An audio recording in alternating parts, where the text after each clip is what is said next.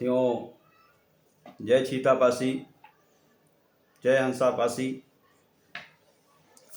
आज मैं समस्त भाइयों को कुछ संगठनों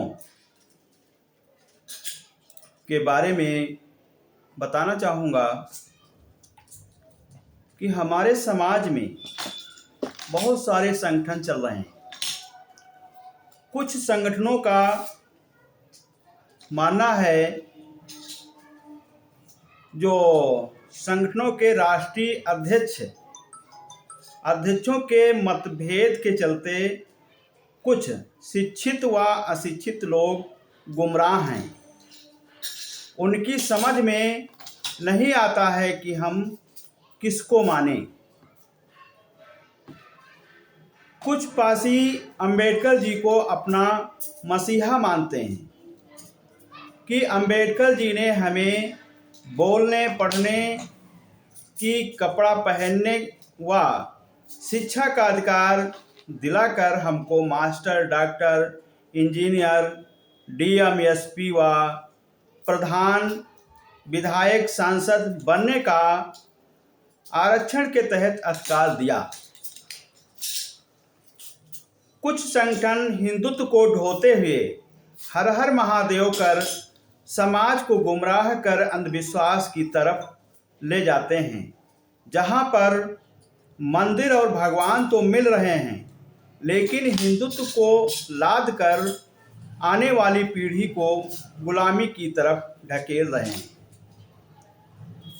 कुछ संगठन नागवंशी का प्रचार करते हैं और कुछ भारस्यू यानी पासी, भर और अर्कवंशी यानी पासी से भर अलग हो गया और पासी से अर्कवंशी, जबकि बाप एक बच्चे तीन,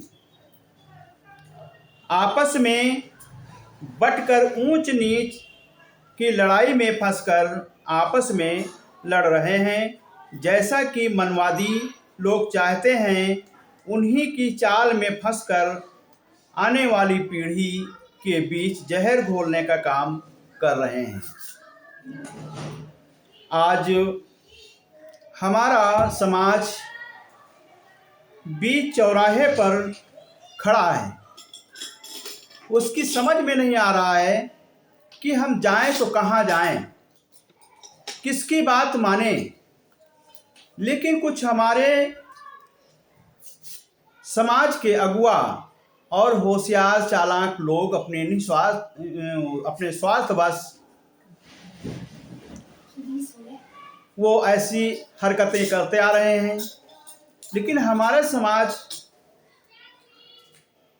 जो खड़ा सोच रहा है, उसकी समझ में नहीं आता कि हम अंबेडकर को माने या महादेव को माने या नागवंश को माने या भारस्यू को माने, किसकी तरफ जाएं। तो जितने संगठन के लोग हैं, वो चाहते हैं, हर मंच पर बोलते हैं कि हम अपनी शासन सत्ता पुनः वापस लाएंगे। जब ये संगठन एक साथ बैठ नहीं सकते, एक विचारधारा पे काम नहीं कर सकते हैं, तो शासन सत्ता की तो बात बहुत दूर है। जब विचारधारा एक नहीं हो सकती है, एक लड़ाई नहीं लड़ सकते हैं, एक साथ बैठ नहीं सकते हैं, तो शासन सत्ता कैसे हासिल करेंगे? ये समझ से परे है। मैं अपने गुमराह भाइयों का ध्यान आकर्षित कराना चाहूँगा कि आज आप लोग जो नौजवानों को गुमराह करके और समाज में जहर घोल करके सिर्फ अपने स्वार्थ में ये जो कर रहे हो, ये गलत है। इसलिए अगर शासन सत्ता की बात करते हो, राजा महाराजाओं की बात कर रहे हो, तो एक साथ खड़े होकर के लड़ाई लड़ने का प्रयास करें, तभी अपनी शासन सत्ता हम वापस ला सकते हैं।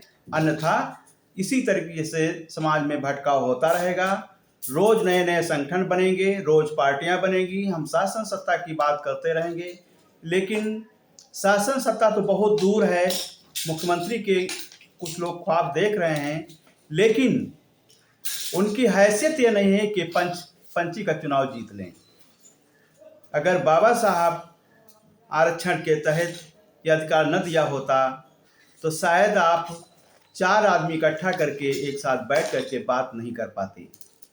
अगर मेरी बात से आप लोग सहमत हैं तो अपनी प्रतिक्रिया जरूर दें, जिससे हम आगे कुछ कदम बढ़ा सकें। जय सीतापासी, जय हंसापासी, जय भीम।